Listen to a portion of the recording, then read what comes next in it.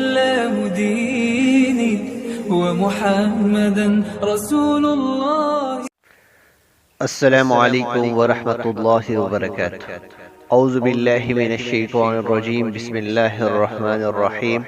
الحمد للہ رب العالمین والصلاة والسلام علی رسول اللہ وعلی آلہ وصحبہ اجمعین. رب اشرح لی صدری ویسر لی امری واحلل عقدۃ من لسانی یفقہوا قولی. سورہ فاتحہ آیت نمبر 7. صراط الذین انعمت علیہم غیر المغضوب علیہم ولا الضالین. ان لوگوں کی راہ جن پر تو نے انعام کیا، ان کی نہیں جن پر غضب کیا گیا اور نہ گمراہوں کی. یہ صراط مستقیم کی وضاحت ہے کہ یہ سیدھا راستہ وہ ہے جس پر وہ لوگ چلے یا اللہ جن پر تیرا انعام ہوا. یہ منعم علیہ گروہ ہے. منعم کسے کہتے ہیں؟ جسے فائدہ ملا ہو یا انعام یافتہ لوگ. انعام یافتہ لوگ کون ہیں؟ وہ 4 لوگ ہیں: انبیاء، شہداء، صدیقین اور صالحین.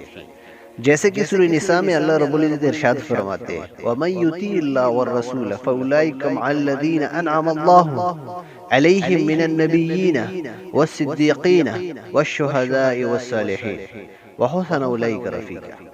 اور وہ جو اللہ اور اس کے رسول صلی اللہ علیہ وسلم کی اطاعت کرتے ہیں وہ قیامت کے روز ان لوگوں کے ساتھ ہوں گے جن پر اللہ نے انعام کیا، یعنی انبیاء، صدیقین، شہداء اور صالحین.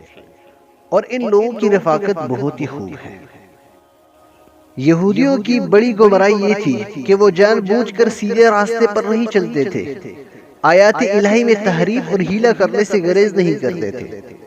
حضرت عزیر علیہ السلام کو ابن اللہ کہتے اور اپنے احبار و رہبان کی حرام و حلال کرنے کا مجاز سمجھتے تھے. نصارہ کی بڑی غلطی یہ تھی کہ انہوں نے حضرت عیسیٰ علیہ السلام کی شان میں غلط کیا اور انہیں ابن اللہ اور ثالث الثلاثہ، اللہ کا بیٹا اور 3 خداؤں میں سے ایک قرار دیا.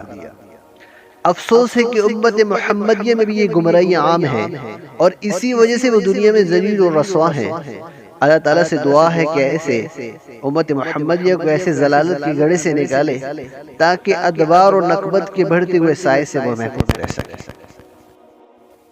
سورہ فاتحہ کے آخر میں آمین کہنے کی نبی کریم صلی اللہ علیہ وسلم نے بڑی تاکید و فضیلت فرمائی ہے. اس لیے امام اور مقتدی ہر ایک کو آمین کہنی چاہیے. نبی صلی اللہ علیہ وسلم جہری نمازوں میں اونچی آواز سے آمین کہا کرتے تھے اور صحابہ رضوان اللہ اجمعین بھی، حتیٰ کہ مسجد گونج اٹھتی تھی. آمین اونچی آواز سے کہنا سنت اور صحابہ اکرام رضوان اللہ اجمعین کا معمول تھا. آمین کے مختلف معنی ہیں. ایک معنی ہے اسی طرح ہو، دوسرا معنی ہے ہمیں نامراد نہ کرنا، اور تیسرا معنی ہے اے اللہ ہماری دعا قبول فرما لے. اللہ تعالیٰ مجھے اور آپ کو عمل پیرا ہونے کی توفیق عطا فرمائے. وما علینا الا البلاغ. الله ربي والإسلام